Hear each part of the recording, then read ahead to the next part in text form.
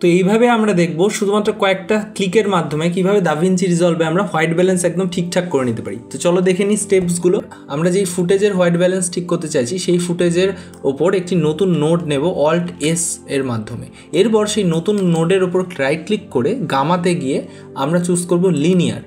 এবার নিচে এসে এই স্কোপস আইকন থেকে আমরা এই জায়গাটাকে চেঞ্জ করে ভেক্টর স্কোপে ক্লিক করব এবং এই যে অপশানস রয়েছে অপশানস থেকে আমরা 2x জুম এবং স্কিন টোন ইন্ডিকেটরটাকে অন করে নেব।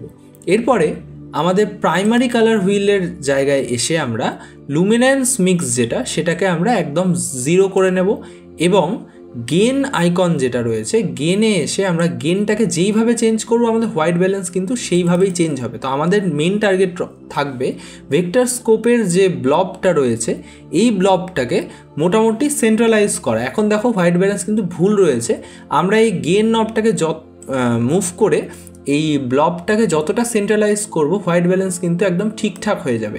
এরপরে স্কিন টোন ঠিকঠাক আরও পেতে আমরা স্কিন টোন ইন্ডিকেটরের দিকে ঠেলবো আস্তে আস্তে।